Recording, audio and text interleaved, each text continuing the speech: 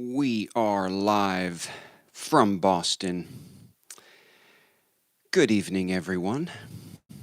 I hope everyone is doing wonderfully. I'm kind of talking a little more softly than I usually do. It's nighttime here in Boston. We are covering the men's side. We did a video earlier in the day about the very exciting and dramatic women's final. And we had a lot of great comments from folks. Most people seem to agree with me with respect to the whole Serena Williams meltdown.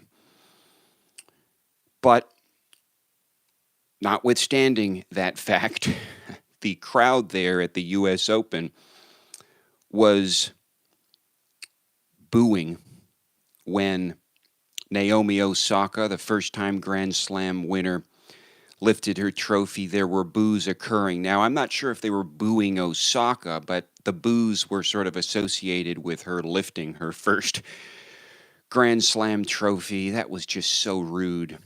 Even Serena, who knows how to be rude, thought that was a little rude, thought the booing in the face of the first-time Grand Slam champion, even she thought that was a bit rude. So apparently she told the crowd to stop booing. But, oh my God, the audacity of this New York crowd. I'm here in Boston. I don't understand why there would have been boos other than just pure partisanship without any sort of objectivity. I think that we have a message, American crowds never cease to disappoint me. Yeah, this was sort of disappointing. I agree. I agree with you. That's a good comment. But in this live stream, I want to try to address a couple of things. I don't want to go on and on about the Serena match. We did a fairly long stream earlier on that, which seemed to be quite popular. I think we had a lot of Japanese folks and just a lot of people that were interested in that win. That would generated some excitement in the tennis world without question that sort of overflowed onto YouTube. We got a ton of views on that. In terms of when the live stream was happening, I think YouTube holds back the views. There were so many coming in that YouTube freezes them to make sure they're legitimate, but they were legitimate. It was a good stream. It was exciting. I was kind of in a worked up mood about this, and we had some fun. There were some great comments. So again, thanks for coming on. We have nothing against Serena Williams here. We hold no grudges. She's a great champion.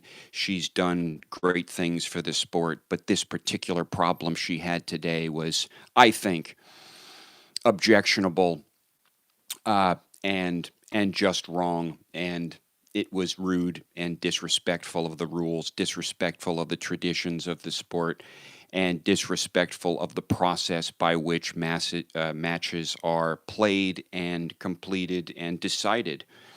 So that's my 2 cents on that. Of course, if you guys want to continue to talk about Serena Williams and Naomi Osaka, really we should be talking about Naomi Osaka because she's really the big story here.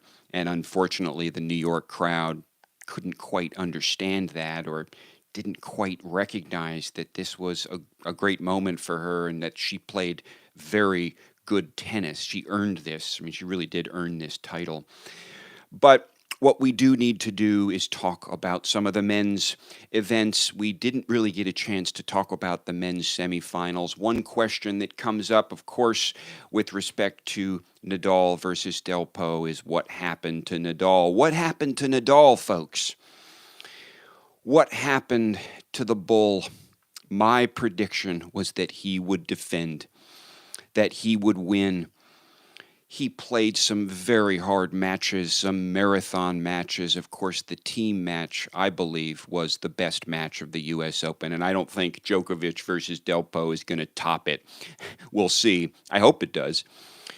But I do believe that Nadal was tired, that Nadal had put some strain on his knee.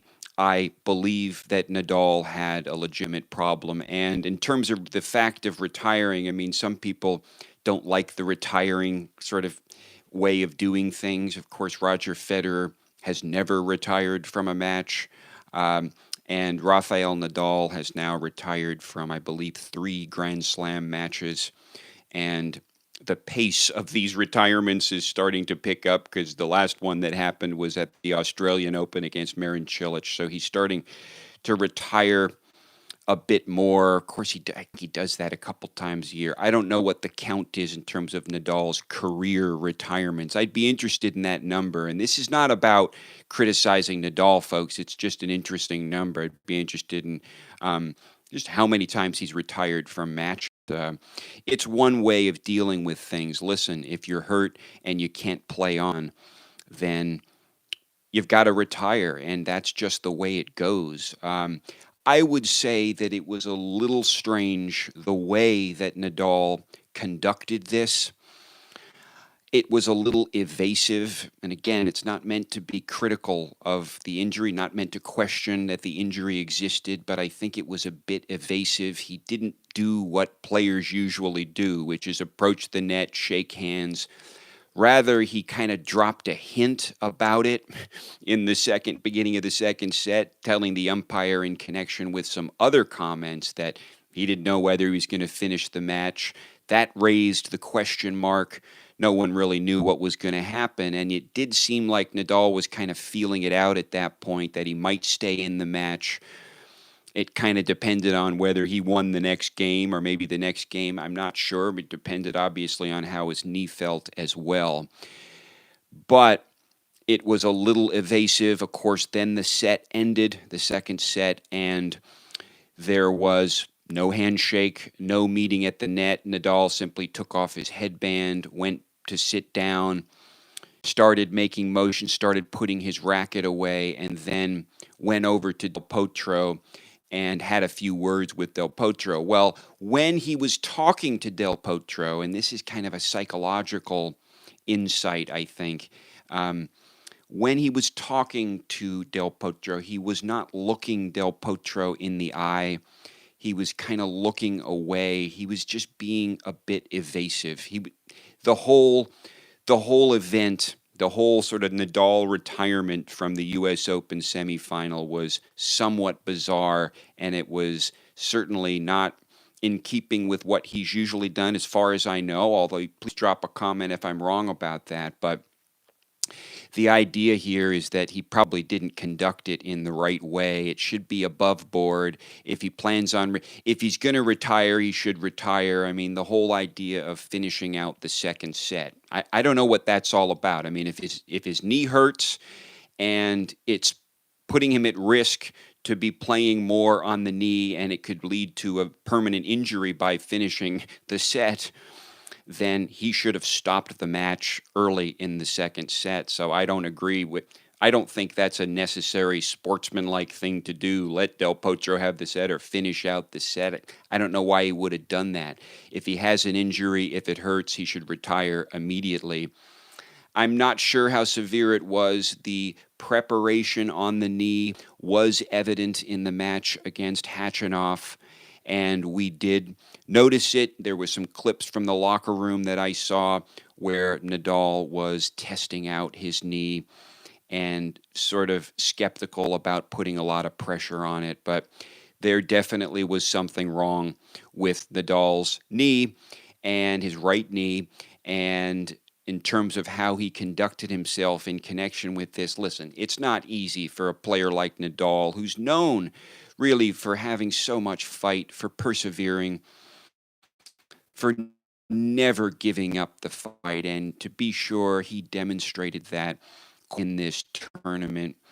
He had a lot of gas, but there is that issue with the team match. It was a big strain. It was a very big strain. In a way, we can credit, for better or for worse, credit Dominic Thiem with this retirement. Dominic Thiem, I think, is the person that made this retirement ultimately happen from the Del Potro match, because Thiem is the one who applied the pressure to Nadal, who drove the great bull to 5 sets and who really made Nadal work on that particular day in that particular match. And of course, at the quarterfinal level, to be playing the big 5-set matches at his age, it took its toll, definitely. So there's no question. I don't question whether Nadal had an injury. I do question a little bit how he conducted himself in terms of dealing with that injury on the court in a match situation. And it strikes me, and of course, I know you Nadal fans out there are going to accuse me of kind of what they call Nadal hating, which is totally not what I'm saying at all. And I've said many times I do not hate Nadal. I love Nadal. Um, and particularly after his showing at Wimbledon, which was very impressive and which proved to me that he can actually adapt his game to the different surfaces. He's not a one-trick pony. Nadal is a true great of the sport. I predicted him to win the U.S. Open, in fact. Go back to my previous videos. So this is not about quote-unquote Nadal hating, not at all. This is just about we're conducting a discussion about tennis, and I am making the observation that the way he conducted this retirement, which to be sure was a disappointment for us all of us wanted to watch that match, but the way he conducted it was a bit disappointing and not quite above board enough for me. It was a little evasive, and I guess maybe hadn't decided for a while. But again, if he's going to retire, he should do it as soon as it becomes clear that his injury is causing him pain and that continued play could put him at risk for a worse injury than would otherwise exist had he just retired at that moment. So I'm not sure what he was doing with going through the second set. Probably he was confused and he wanted to try. He knows he gets accused of this kind of thing and he doesn't want to be the guy who retires. Of course, it's hard on him. He wants to deliver for the crowd. It's very emotionally troubling for Rafa, too. So that's one thing we should think about in all of this and try to find empathy and step into his shoes because he was in pain. He wants to deliver for the crowd. He wanted to play the match out, I'm sure. He wanted to play his best. He wanted to put on a show for people, but it just wasn't possible. He plays a hard, physical kind of tennis.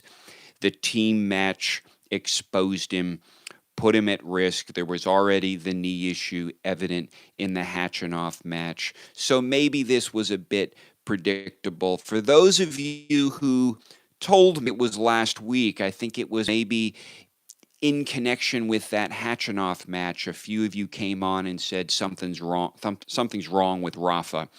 And I took those comments to heart and I was thinking, yeah, there could be. Now, Rafa's comments after those matches, after the Hachinov match, after the team match, suggested he was doing just fine.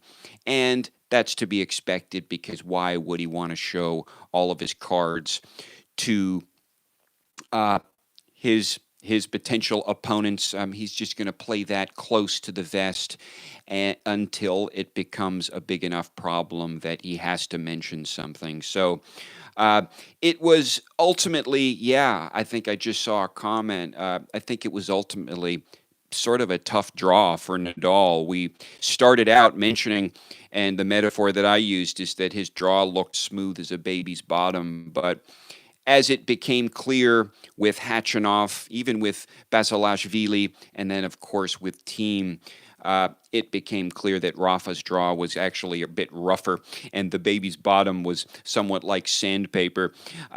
Coming into this semifinal, it was difficult. Now, Delpo was fine the other day. He seemed good. This is a way to dovetail into this final. In terms of previewing this final, I want to kind of develop a nugget here, but Delpo looked good. I would say that Delpo, however, did sort of buckle in that match. In the first set, he broke Nadal, and then Nadal immediately broke him back. Delpo, of course, was bringing in immense serve numbers, some really great serve stats to that match, but he wasn't able to hold up against the pressure of Nadal. And Nadal, of course, wasn't playing at his best. Well, it indicates there's some cracks in the Delpo edifice, as it were. And I think that Delpo is susceptible to cracking against really competent, effective returners. And Nadal is operating at one level with respect to his return game, but Djokovic is really operating at a whole different level. Well, the Djokovic Nishikori match was, for the lack of a better term, clinical. It was a clinical win for Djokovic. And it was sort of a yawn. The first set was kind of a yawn. I really wanted this to turn into a match, but the reality is it was kind of a mismatch because they both play a similar style of game. It's just that Djokovic does it. So there wasn't anything very interesting in the sort of exchanges. There wasn't an interesting chemistry between the players in terms of kind of an oppositional chemistry. It was just kind of two of the same players, but Djokovic just does that whole dance, that whole song and dance a little bit better than Nishikori. And so Nishikori really struggled in this match. He just couldn't get a piece of Djokovic's serve at all. Djokovic's serving numbers looked so good. 80% win on his first serve and 71% win on his second serve. Those are just very solid numbers.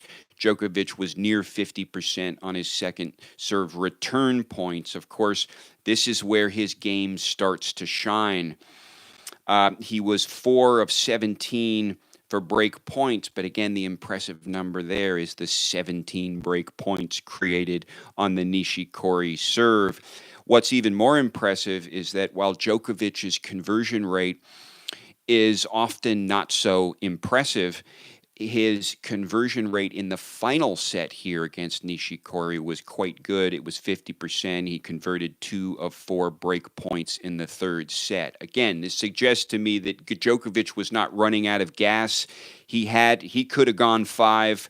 He was ready for it, but this ended up being very clinical for Djokovic. Each of the sets predicated on a single break, except for the last set where a second break of serve came in for Djokovic. Djokovic was a lot more consistent with 29 unforced errors compared to Nishikori's 51, and Djokovic had 17 wins compared to Nishikori's 22. So Nishikori had a few more winners, but a lot more unforced errors. So Djokovic just a lot more consistent. And listen, folks, he is poised to lift this trophy. I said on Twitter the other night, or I think it was last night, that this will be the easiest Grand Slam that Djokovic wins. Well, included in that proposition is, first, the prediction that Djokovic will win, and that is my prediction. I want to talk about that and preview the Delpo match a bit, the final tomorrow. But there is also, of course, the proposition that it's the easiest Grand Slam. Now, Djokovic has had the toughest slog through Grand Slams of all the members of the Big Four. That's what the statistics show. That's what the numbers prove, by which I mean Djokovic has had to deal with more top players, including players in the Big Four, but more top 10 players in order to get to the end of these tournaments in the Grand Slams and the 1,000 level, in fact, and lift these trophies. Now, part of it is because Djokovic entered into the game at a time when you had Rafael Nadal and Roger Federer dominating the game, two of the greatest of all time, one arguably the greatest and the other maybe going to become the greatest one day. We'll just have to see. After this little episode with Delpo, we'll just, again, have to see. In a way, it was not terribly unexpected with Nadal, because those of us who follow him closely, those of us who know about how the different styles of play wear on the body as a comparative matter, we know that Nadal is exposed to injury, and he does tend to have an injury pretty much every year. I mean, that's kind of what he's settling into, at least a minor injury that forces a retirement. Certainly one of the reasons that he's never been able to win a tour finals is because he's just too worn out at the end of the year, and often hampered with some kind of injury, whether it be sort of dormant or active and painful at that moment. So with Nadal, that is what we've come to expect. But back to the Djokovic Delpo. They have a head-to-head that's 14. It's 14-4, and Djokovic does lead this in a very, very convincing way. Again, my preface to all this is reference to the semifinals, where Djokovic really looked to be in such fine form and just strolling through that match almost effortlessly with Nishikori. But on the other hand, Delpo, I didn't sense that Delpo was winning that match, because Delpo was playing such great tennis. Nadal was certainly struggling, definitely in the second set. The first set was a little more competitive, and it was ultimately a Nadal netter, a net that I think it was a forehand net where Nadal basically lost the breaker on that point. And it was over, but that was a close set, even with Nadal playing below his usual level. Well, that's the preface. Delpo apparently it cracked a little bit with Nadal, because that was a bit uncharacteristic in that first set. He was immediately broken back. Now, granted, Nadal is the anti-consolidator, and he will prevent consolidation, but Delpo's got some great serving numbers, or had some great serving numbers coming into this, and still does. But in fact, the Nadal match brought down his serving averages. They were below where he was in a number of the matches. Well, in the 18 times they've met 4 times in the best-of-5 context, in a Grand Slam context. And all of those times, Djokovic has emerged victorious.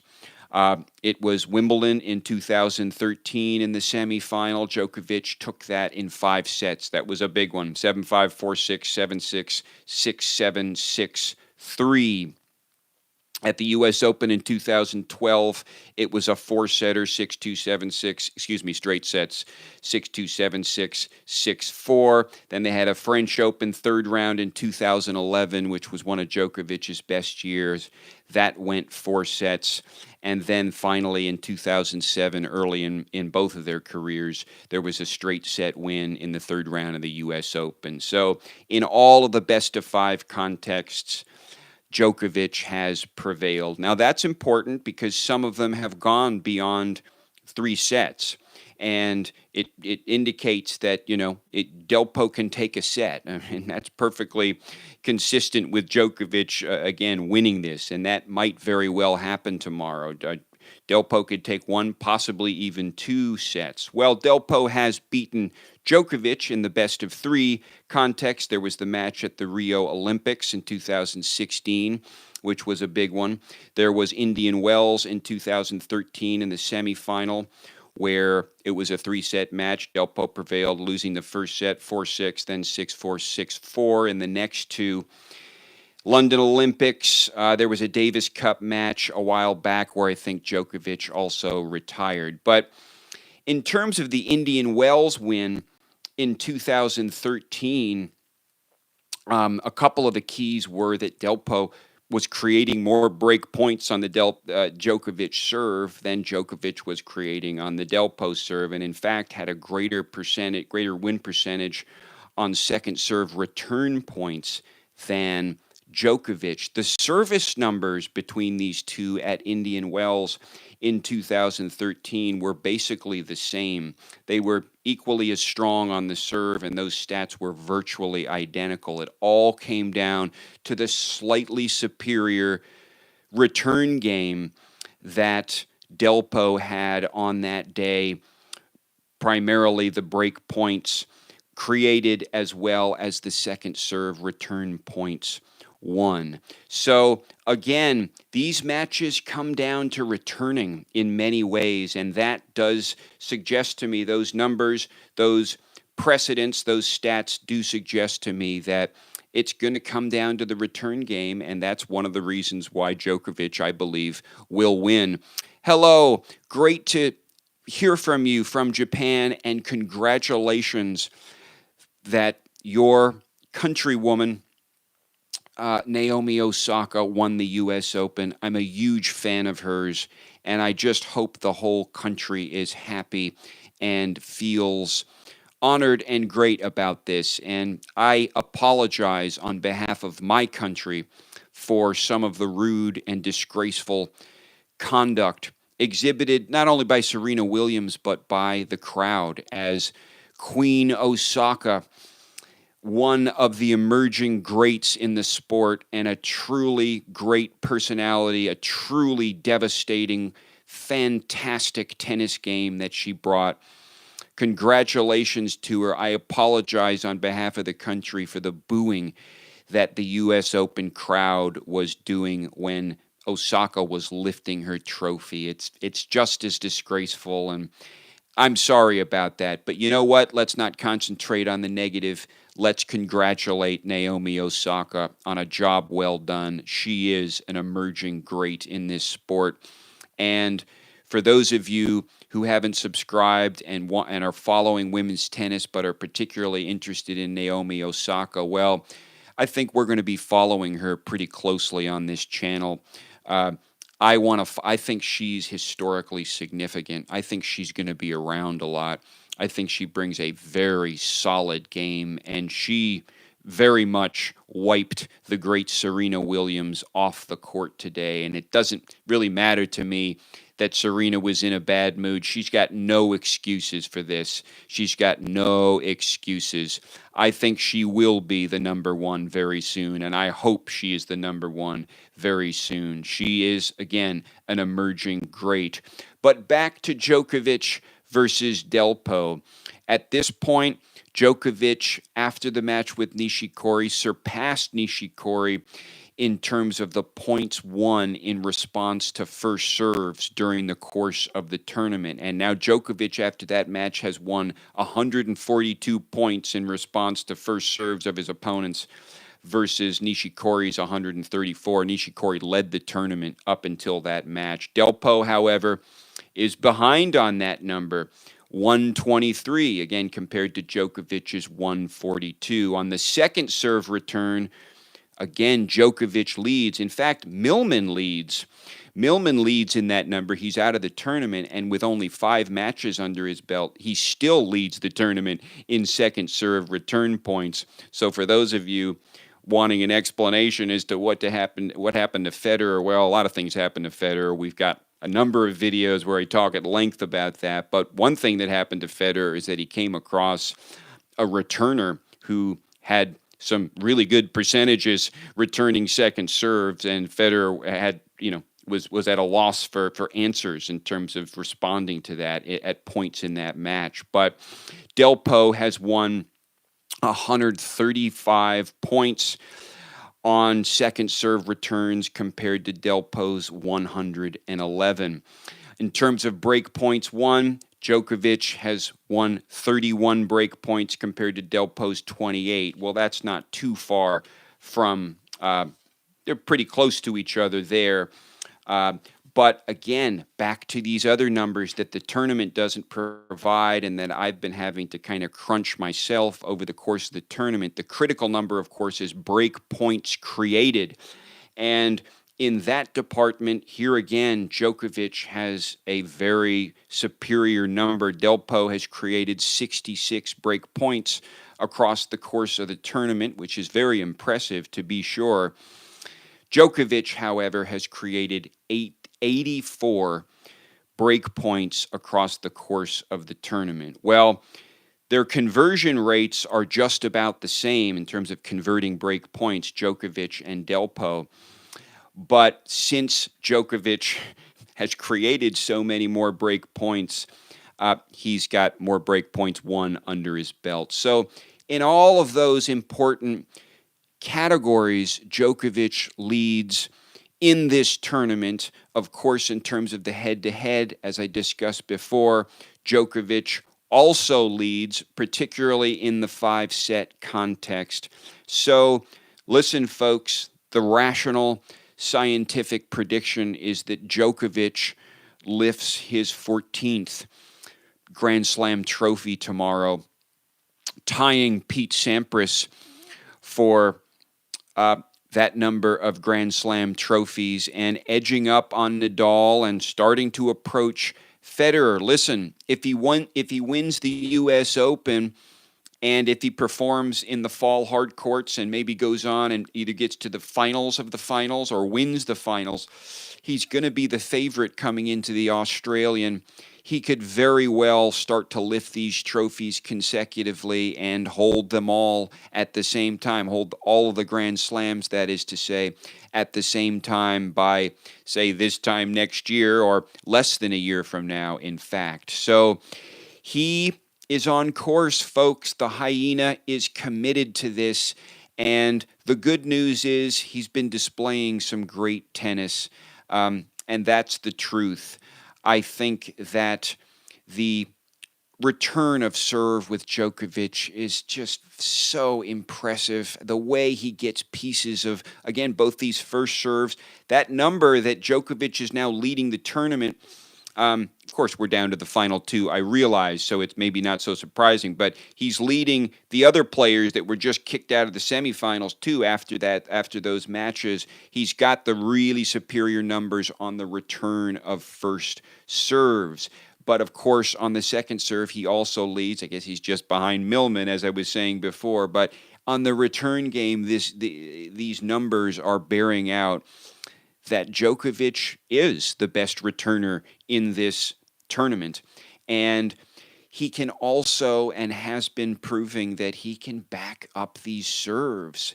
The interesting thing about Djokovic is because his ground game is so strong, the difference between his first serve win percentages and his second serve win percentages is not as large as, say, a Federer. His ground game is just too good, so he can get very solid, well-placed second serves in that are typically deep, and it's the same dynamic in terms of what the opponent has to do to neutralize the ball. It's always hard to get a Djokovic serve neutralized, but particularly, of course, the first serves, they can come in very hard, down the line, out wide. He's very precise with the placement. What can I say, folks? The man has been almost methodical in the way that he's come through this tournament. He definitely has held back from time to time. In the match, in a couple of these matches, he would have been able to, say, come through the sets with a few breaks predicated on more than one break, but he just left it at one. He did what he needed to do to win these matches, to beat the opponents on the other side of the court. He's rested. Now, Delpo, you could argue, will be more rested. He didn't have to play much of a match against Nadal, that's for sure. But Djokovic seems to be very, very fit. He seems just poised, folks. I mean, that is the rational, scientific assessment of this, and I don't think there's any real way around it. It was kind of funny the other night when Djokovic beat Nishikori. It was a bit anticlimactic. When Djokovic wins, it always feels a little strange. There's some tension or something. We'll see how it feels. It felt the same way at Wimbledon. There's something about him kind of coming in there and sort of, it's almost like he's a party pooper of some kind. And this is not, it's nothing against Djokovic. And I had a question the other day that suggested that, Djokovic is basically inquiring why Djokovic is not very popular. And I mentioned it's because, he's slaying people's favorite legends of the game. He came in, he started burning down Federer and Nadal, and it was too much for people. And he doesn't bring a game. His game kind of operates in mysterious ways. It's almost under the radar. and there's not a lot conspicuous to what he does. It's just the depth. It's that suffocating depth. It's the well-placed shots. It's the efficiency of movement, and it's the ability to follow the right shot, to pick just the perfect approach. And since he can open up the court so much when he's in that zone in the baseline, when he's striking the ball well, he can really find great approach shots. So he's been good at the net as well. That's the scientific prediction that Djokovic wins, and it ultimately, as far as I can tell, based on my knowledge of the matter, this will be the easiest Grand Slam that Djokovic wins. But that's not to say it will be easy. One response that I had to that tweet that I made was that this has been really hard. It's been one of the hardest ones because of the temperature and conditions. Well, when I said it's the easiest slam he'll ever win, I was talking about the competition he faced in terms of the opponents. It has been difficult in terms of the heat and the weather, particularly in week one, and then extending into week two a bit. And there were some bad days in there. Djokovic did struggle. He does tend to dramatize things. So, I mean, I did watch his matches, and I didn't see anything. I didn't see the kind of look on his face in those matches that I saw in Federer's face, or even worse, that I saw in Sloane Stephens' face when she lost that day. She was getting just baked out there. And so I haven't seen that with Djokovic. I think he's been weathering this heat fairly well. He's so thin and trim and fit. It's hard to believe that he would have struggled too much with it. Of course, he got the break when Millman decided to go change his outfit, and Djokovic was apparently struggling and really could have used the 10-minute break. That was a little bit funny. Djokovic laughed about that, but it wasn't necessary for Djokovic to win that match. And listen, he is ready. Of course, the conditions, in terms of the problems of the conditions, are not with us anymore. Everything's kind of laid out for tomorrow. Of course, the roof is closed. Now, the roof being closed doesn't fix everything with the weather. There's still the humidity. There's still a lot of things in that interior. Well, I don't know if we can call it interior air, but once the roof's closed, I mean, there is some closing off of things, but it's still very much affected by the outside air. So in terms of how the weather will affect things, that could be a subtle difference tomorrow. But generally, everything favors Djokovic coming into this. Now, that's the science. That's the rationality. Those are the odds. But then there are feelings, and some people have feelings. Some people believe that Del Potro is capable of pulling this one out. Of course, he's won a U.S. Open before.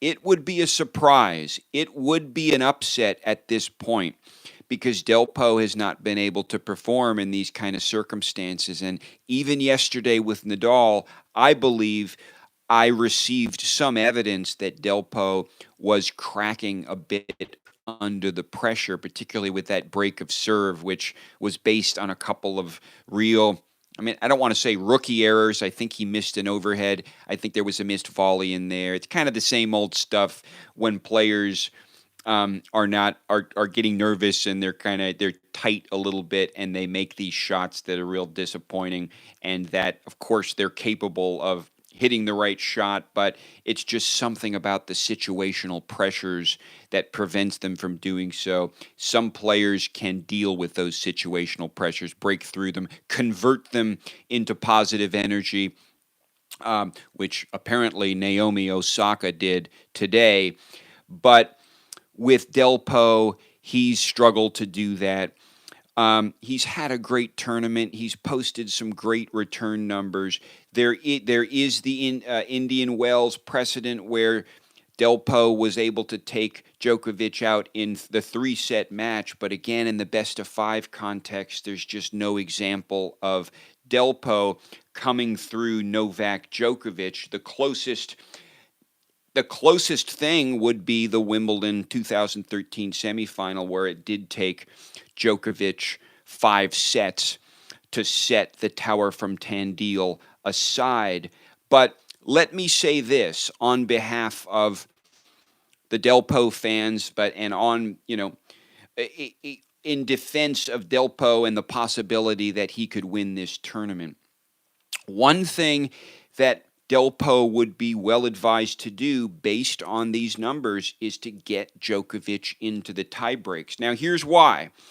Because actually, despite the fact that Djokovic leads Delpo 14-4 in the head-to-head, and despite the fact that he has prevailed in every instance in which they've met in the best-of-5 context, Delpo has still won half of the tiebreakers that they've played.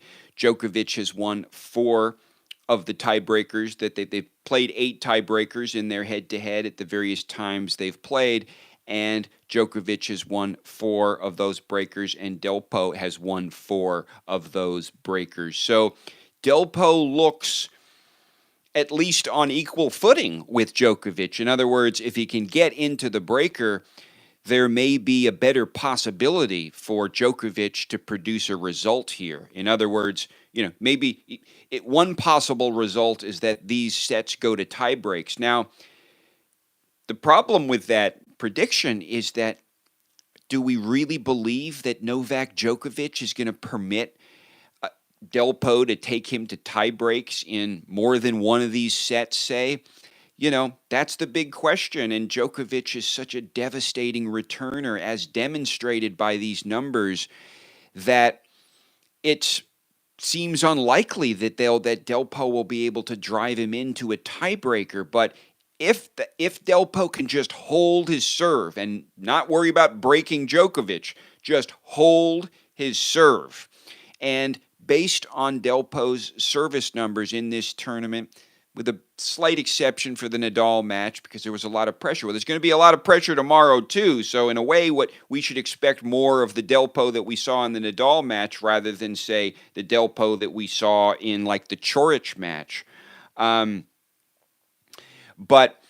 if he can get him into the breakers, if they can do the breakers, there's a possibility Delpo could run away with this in 5, or heck, it could happen conceivably in straight sets or 4 sets if, again, Delpo is able to just squeeze out of those breakers and serve really strongly and just hold his serve. But it's an outside possibility, folks, to be quite honest. I mean, if he's going to repeat what happened at Indian Wells, again, he's basically going to have to be better at creating break points than Novak Djokovic. But in light of Djokovic's history in this tournament, of course, he's leading in the number of break points created. He creates break points like there's no tomorrow. He does it like routinely, like they're hotcakes, like he's cooking eggs.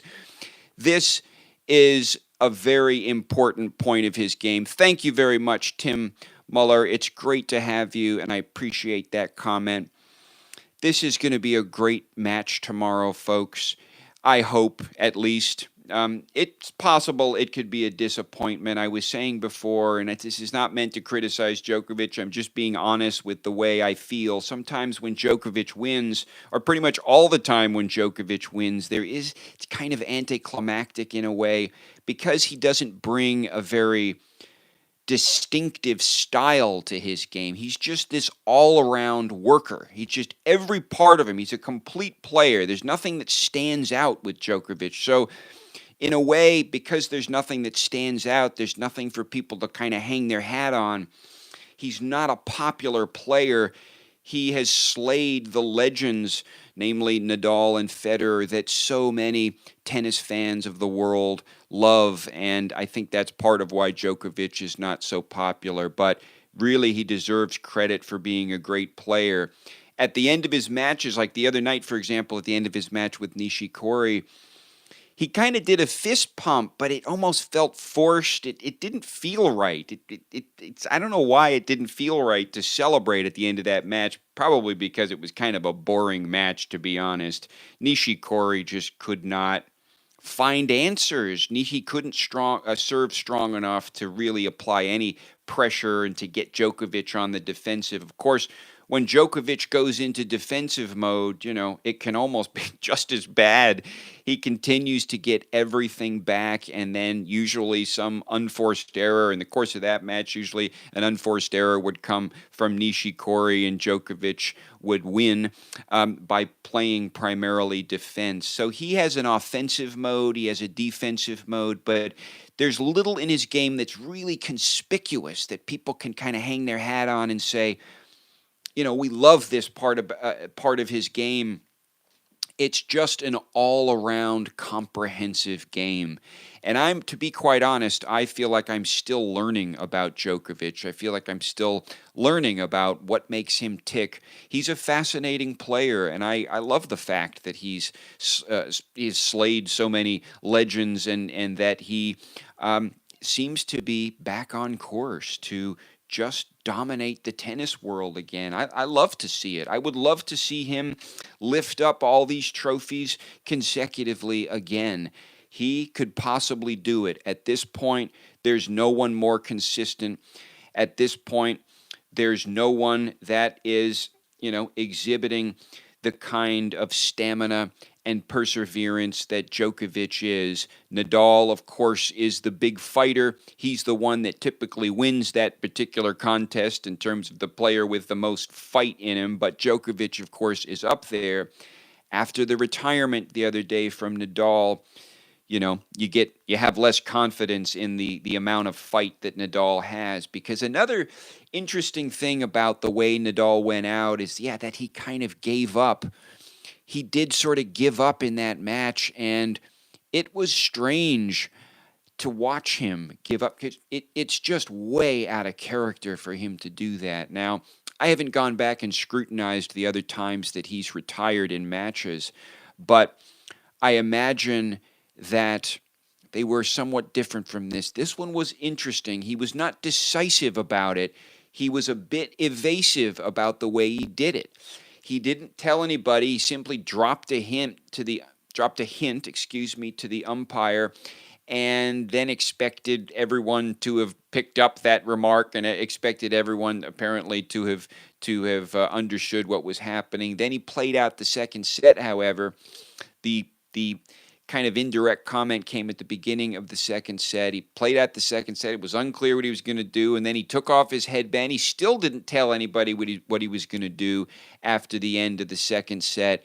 And then in a few minutes, he went over to Del Potro. Well, as I was saying before, when he talked to Del Potro, and this is a psychological observation in terms of when people feel uncomfortable, when they're a little nervous, they do certain things. Now, Nadal was not looking Delpo in the eye. He went over and basically looked away. He talked to Delpo, and it was unclear what he was saying.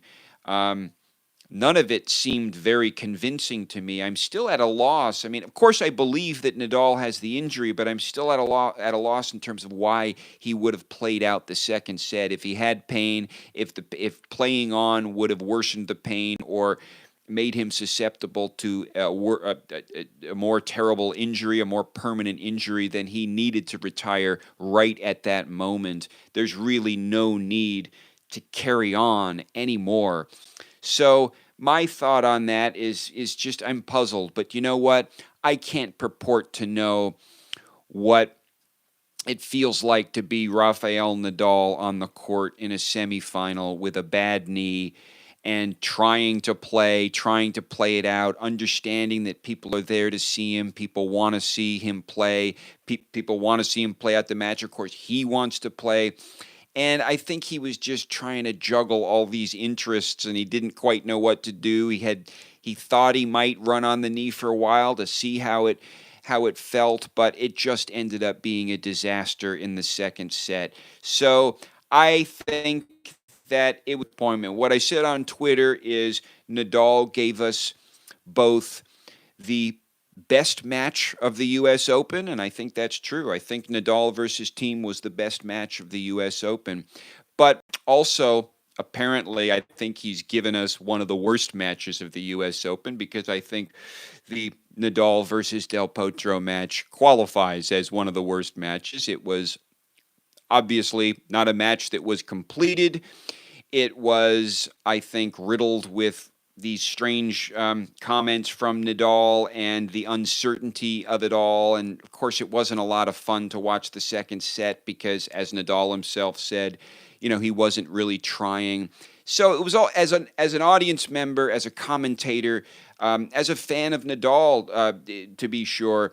I didn't really know what to make of it. I was confused. It was uncertain. Of course, I didn't really enjoy watching the second set. It wasn't very competitive. The first set was okay, but I think in the best of five context, match at the U.S. Open, which really only delivered one set of fairly good tennis, is a pretty bad match just by virtue of the fact that it's just such a small match. There's no tennis there, and there's no drama. And all of that ended in the second set to the extent there was some excitement about that match. Delpo, for those of you who don't remember, did squeeze out of the first set, won the tiebreak, but that was just, it could have gone either way. There was nothing about Delpo winning the first set that somehow precluded Rafa from taking that match. And in fact, when Delpo won the first set, I still had in my mind that Rafa would win. Well, that changed pretty quick because he started giving signals and communications and signs almost immediately in the second set that something was seriously wrong. And there was some indication of that possibly towards the tail end of the first set. But as far as I know, let me know if I'm wrong, I think it really was confined to the second set. But in any case, he gave us one of the best matches in the tournament, Rafael Nadal did, in terms of the match between Thiem and Nadal. A fantastic, classic match of epic proportions. But he also, unfortunately, unhappily, gave us one of the worst matches. It's not his fault. And I really do wish him the best. Best wishes to you, Rafa. Thanks so much for the great tennis. I predicted you would win this thing. I thought you were capable of winning this thing and defending your title. And even though I did think it was a little strange how you conducted this retirement from the match, slightly evasive, or let's say indirect. I don't want to get accusatory here. Let's say it was kind of it was a little bit of an indecisive, indirect way of doing things in terms of getting the retirement communication made and doing it. Usually it's done very simply by the player at the end of a particular game, going to the net and shaking the other player's hand, and then basically doing the same thing they would do at the end of the match. But Nadal didn't do any of that, didn't follow any of that sort of protocol at all, which is strange. He knows how to do it. I haven't gone back and scrutinized, as I said before, the other retirements that Rafa has done during the course of his career. So let me know if you guys know anything different. I don't think he's ever done anything quite like this before. We hope he's back. We hope he's delivering in the way that only Nadal can do as soon as the fall hard court season, which is going to be beginning fairly shortly, to be sure. But we'll see how he does. Again, the history and the precedent suggests that Nadal gets kind of worse as the year goes on. And that's evidenced by the fact, again, that he's not been able to win the tour finals at all in his entire career, which is kind of surprising, to be honest, based on the level of play. The other records he holds, all he's done, it is a little surprising. He's been to two finals of the finals, but he's never won the finals.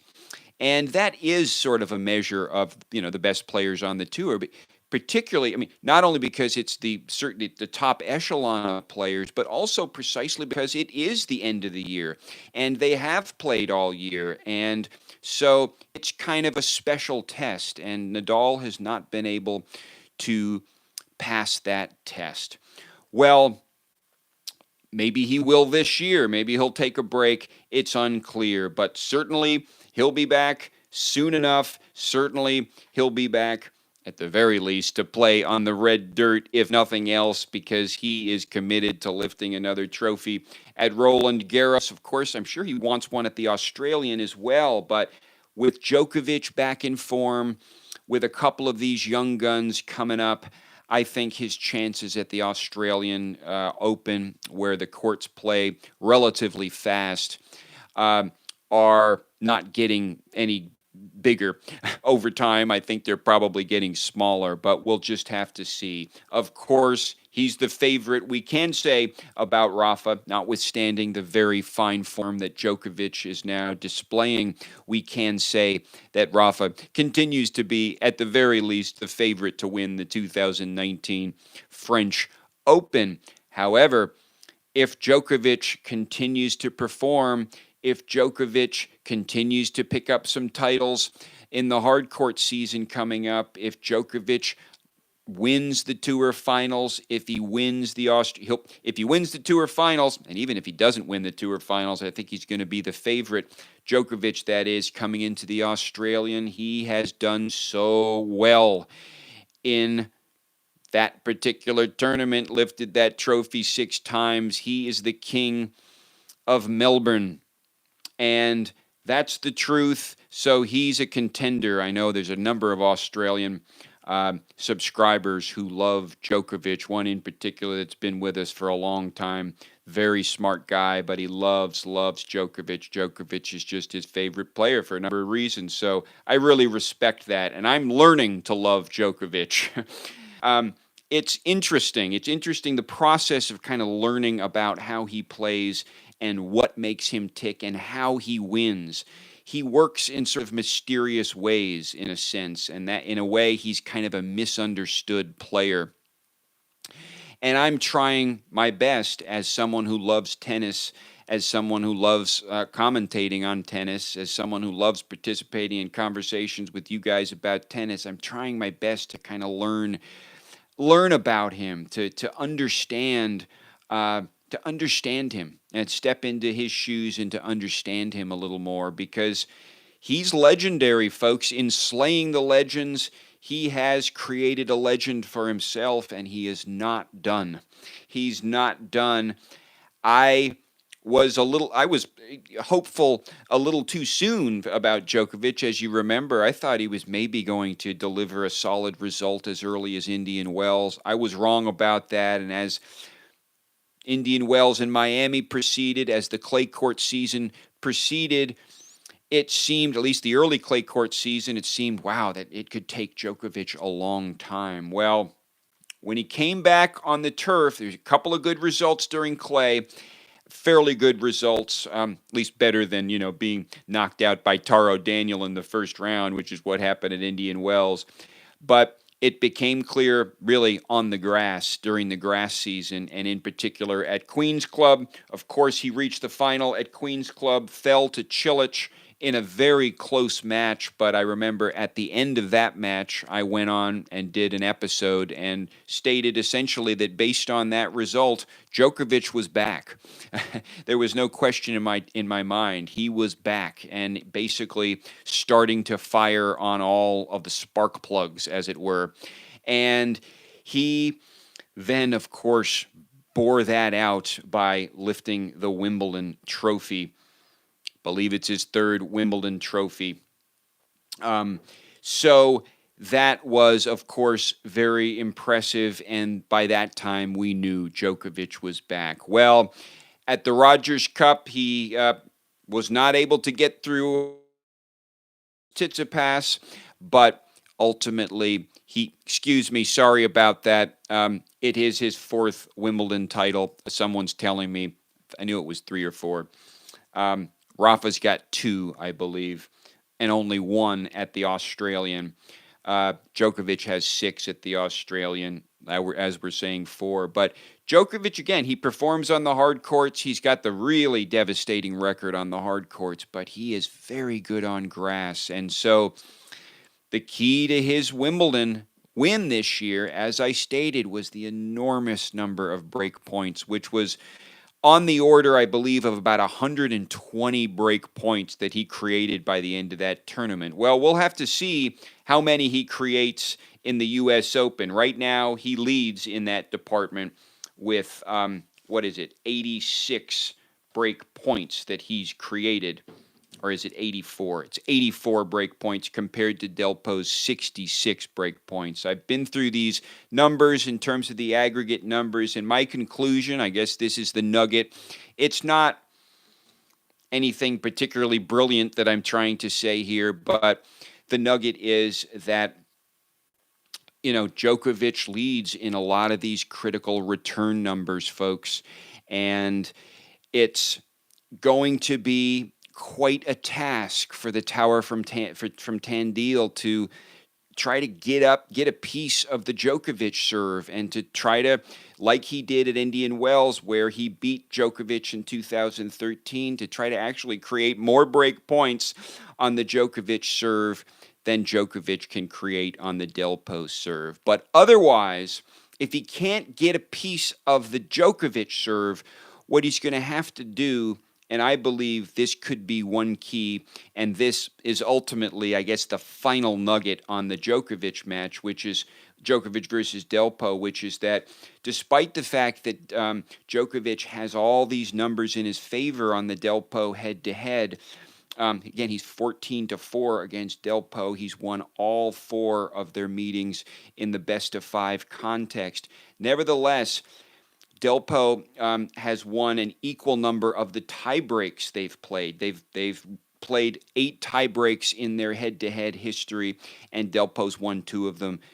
Delpo's won 4 of them. Djokovic has won 4 of them. So that suggests to me that Delpo might stand a better chance getting into the tiebreak situation with Djokovic. Djokovic is not an exceptional performer in the tiebreaks.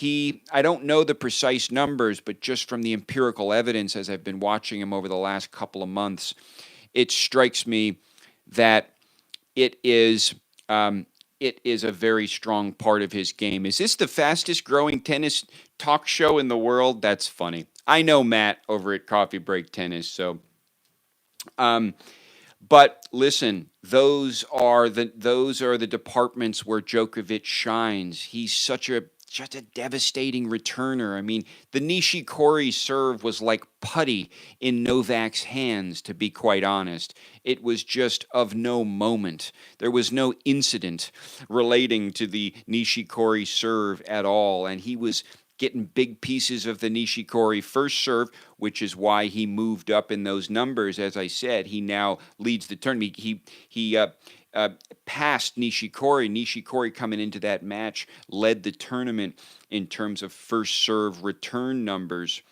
Well, Djokovic passed Nishikori during the course of that match, and now Djokovic, of course, leads. Of course, we only have 2 people left in the tournament, but Djokovic's numbers vis-a-vis Delpo do suggest that he has the edge here, folks, unless somehow Delpo can either, 1, really get pieces of the Djokovic second, or 2, drive Djokovic to the breakers and just play it out in the clutch situation. And the record suggests, again, that Delpo can prevail in these breakers, that he stands a better chance of prevailing in a breaker than he does in an ordinary set, as it were, against Djokovic. So those are my thoughts on Djokovic versus Delpo. It should be an interesting match. I will, without question, be on to comment about it. Tomorrow, we'll do another live. I promise daily live episodes, uncut tennis talk, and that's what I've provided for you guys. It's been such a great experience, and we have a record in the Tennis Talk Daily community. We now have a record, our own record of the U.S. Open. We can go back, day 1, day 2, day 3, check out the comments. We can relive it, and in fact, we're going to have that same record for every Grand Slam. We're going to do, in terms of my plan, and I would ask you to subscribe. Please subscribe, hit the notification bell so you get notifications. You are definitely invited to this Tennis Talk party, but certainly for Grand Slams, we're doing daily. We're doing live streams. There have been a few technical issues in some of these live streams, but it's getting better. Bear with me. I'm trying to get it perfect so we can have these live streams be perfect, because it's a great way to share this in real time. We had a great episode earlier today on the Serena Williams versus Naomi Osaka match, so do go back and check that one out too. That was kind of fun, although I'm getting some heat on that one. I think the Americans are coming on. Apparently, the the Americans that were booing when Osaka was lifting her trophy are coming on and giving me a few thumbs down. But I think at this point, the thumbs up exceed the thumbs down on that video. I did get a little worked up in that video because I thought what Serena did was out of bounds. I think she went out of bounds. You had some commentators saying that, she kind of owns the court. She's the queen of the court. She comes out there and owns the court. Well, you got to see the kind of underbelly of that kind of attitude she brings today. I mean, she really does believe that she owns the court, and there's something wrong with that because she doesn't. There's rules in the game. You have to follow the rules, and it doesn't matter whether you've won the championship 5 times. It doesn't matter how many Grand Slams you've won. It's 23 for Serena, but you know what? It has no consequence in the context of match play, the rules, the people that are, called upon to decide the issues. They're called officials. Players are supposed to listen to them. You're not supposed to call them liars and thieves. You're not supposed to smash your racket, and you're not supposed to break down in an emotional outburst during the course of a professional tennis match. Well, the thing is that I'm going to have to get going. I could go on about this, but listen, folks, I invite you to subscribe. It's been great doing this. We're going to talk tomorrow at least once, maybe a few times in connection with this final. I hope everyone is doing well. I'm going to sign off from Boston for now. Cheers.